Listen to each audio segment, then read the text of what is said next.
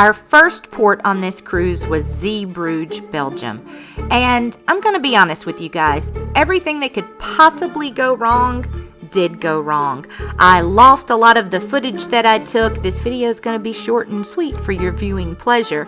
And we got lost. We went to the wrong train station. We got delayed. It was just not ideal, but I'm going to show you all the mistakes that we made, and hopefully you won't make the same ones. It ended up being a beautiful day and experience for us anyways, but we didn't get off to the best start. Zeebruge is an industrial port, so there's nothing to do there. The cruise line provided a free shuttle to the main port, and then you arrange your own transportation from there depending on what area you want to explore.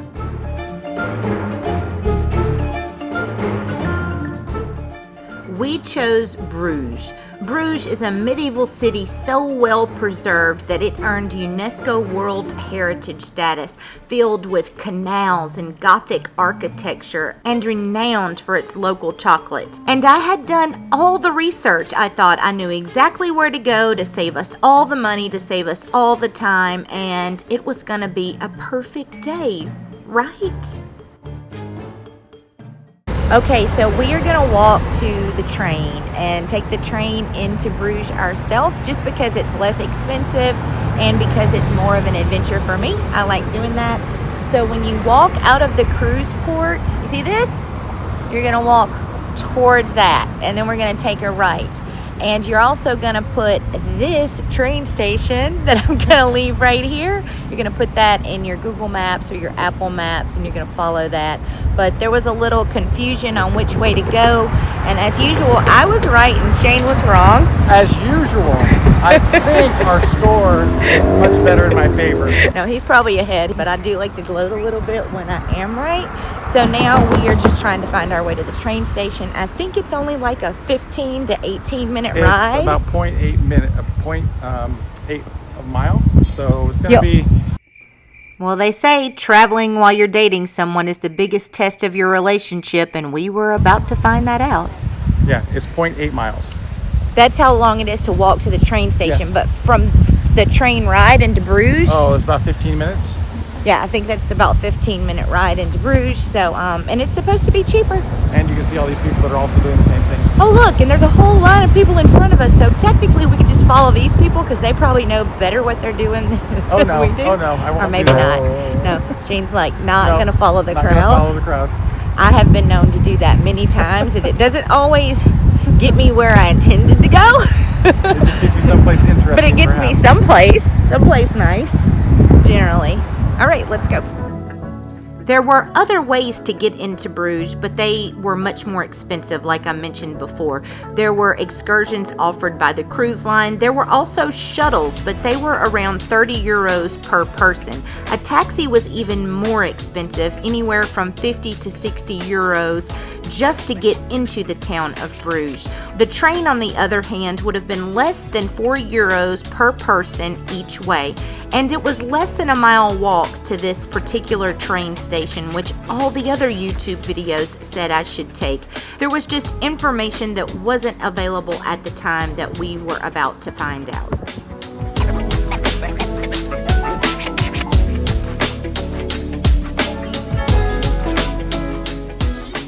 We're doing a standard ticket.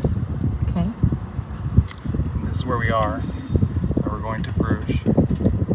Next.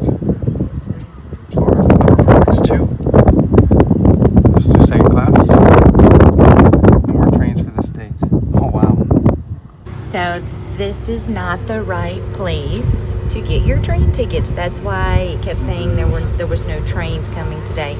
So outside of this place, there is a map on the glass that leads tourists. I guess this is a common mistake. So that leads us to the actual right place to get our tickets. So I'm going to show you that, and I'm going to take you along as we try to do it that way. So now we were headed to the Zeebruge Strand station, and this station also had a train that leaves every hour upon the hour going into Bruges. It was only supposed to be a 10-minute walk, but when Shane and I put the directions into our Apple Maps, we had different results. So one of us relinquished control to the other one, which led us on a bit of a wild goose chase. We went the wrong way and had to double back, so that 10 minutes turned into 30 minutes. I'll spare you the audio from that part of the trip. An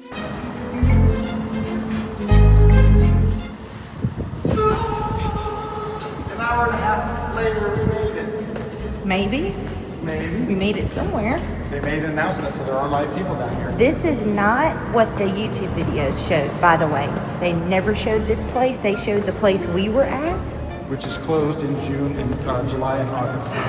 Is that what they said? See, Yes. I didn't even hear them say that. That was on the door, and that's what she said. No trains there in July and August. And then that's what was written in red on the door.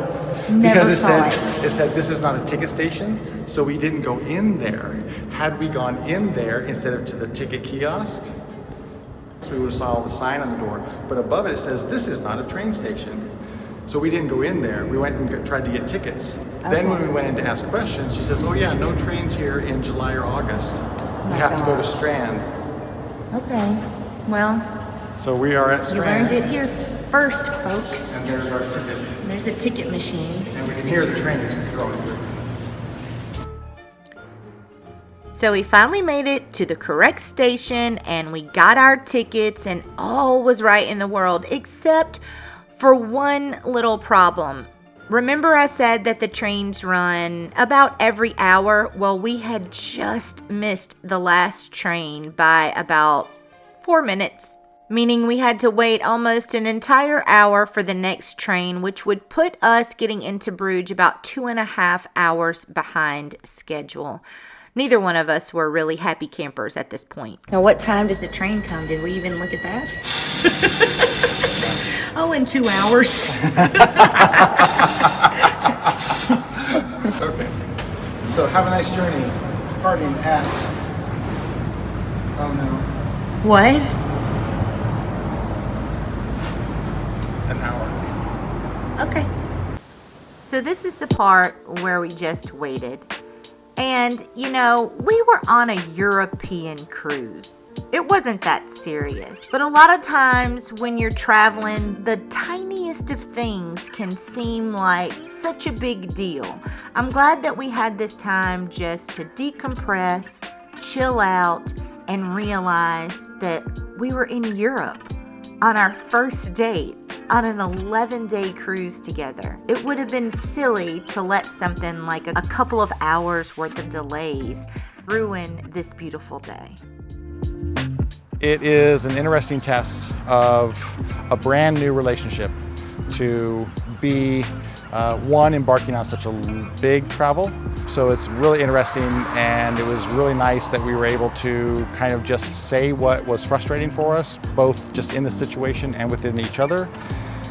And this walk actually gave us the time and opportunity to work through that and to not let it kind of devolve into a fight or a blowout.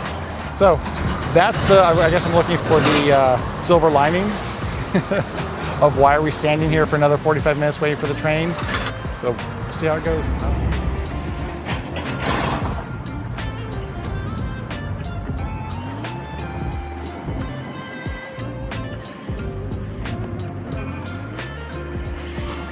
Well, there's no one on here. No one shut down.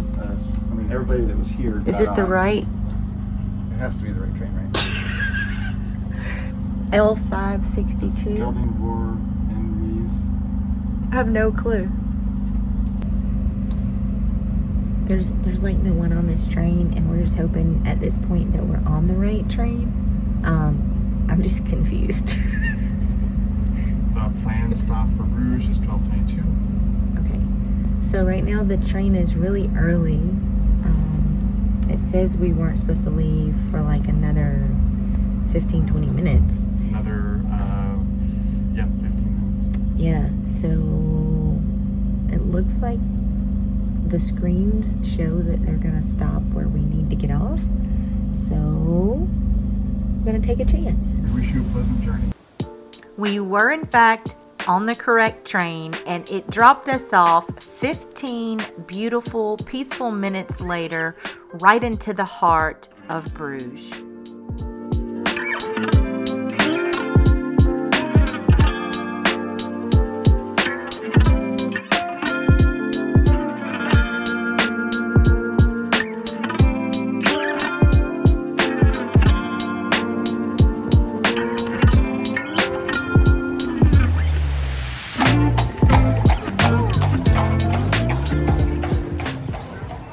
first stop was lunch and a beer. We chose De Halfman. De Halfman is a brewery that stretches back for 6 generations, all the way to 1856. It's unique in that it has a pipeline that is over 3 kilometers long that was laid underground from the brewery to a bottling plant in the suburbs. They do offer guided tours of the brewery for an extra fee, but we decided just to enjoy lunch and a freshly brewed beer at the lovely outdoor restaurant on site.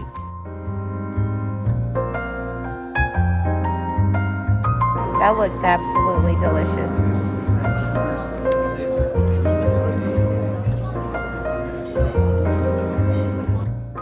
After our delicious lunch, we decided to do a DIY walking tour around the city. We used this app called Visit Bruges. It's 100% free, and it had several themed walks that you could choose from, pointing out the hot spots, especially good for first-time visitors like us.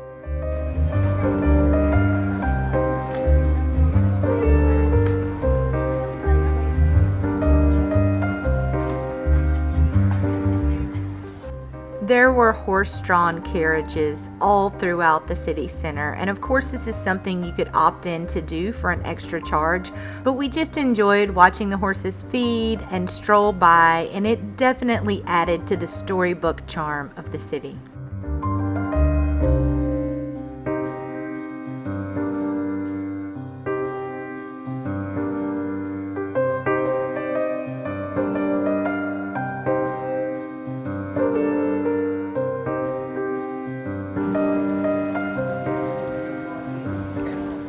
The next stop on our walking tour was the Beginnage House. This was a community of lay religious women who dedicated themselves to God without taking formal vows. They established this tranquil, enclosed community in the 13th century. This includes a church that is on site, and on this day they were hosting a community textile art exhibit, which was free to enter and explore.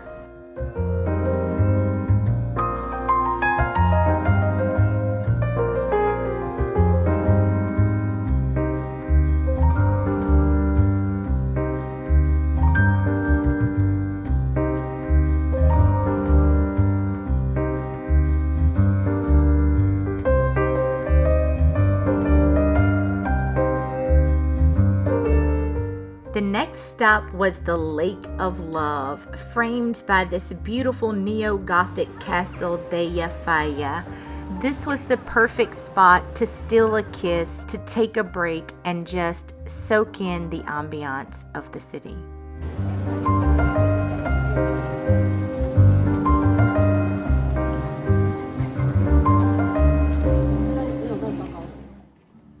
You guys, this was the city that just kept on giving. Everywhere you looked, it just looked like you were in the midst of a fairy tale.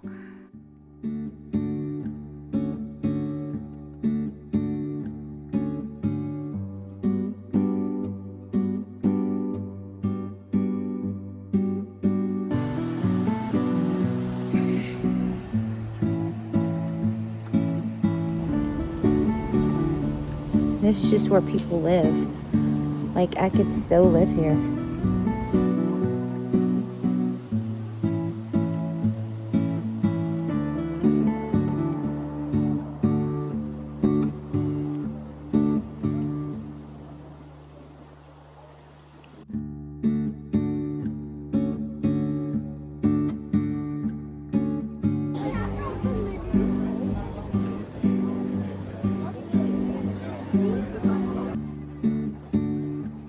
As our day was winding down in Bruges, we decided to check off one more thing on your must-do list when you're in Belgium, and that is get chocolate.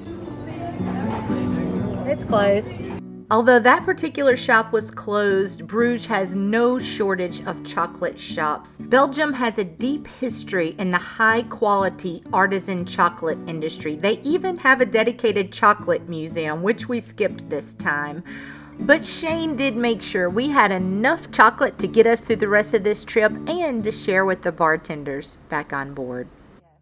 The last stop of the day was Market Square. Market Square is the beating heart of Bruges, and for centuries it's been dominated by the stunningly beautiful Belfry Tower, which is also a UNESCO World Heritage Site. You can also hitch a ride on one of those mini horse-drawn carriages that you've seen around from this spot. Shane and I tried to make a funny little Instagram reel. It didn't turn out so well, but it was the perfect ending for what started out as a not so perfect day. It doesn't look like we're moving. We didn't take any chances getting back to the ship. We just paid the ridiculous 55 euros to take an Uber back to the port, and we ended our day at our favorite spot, the whiskey bar, and then lounged in the incredible spa, which we had to ourselves for a little while anyways. So day 2 is a wrap. Make sure you hit that like button, subscribe, and ring that notification bell, because day 3 will take us to Amsterdam, another city of canals, millions of bikes, Van Gogh, and one of my favorite days on this entire cruise. Until next time, happy cruising, everybody.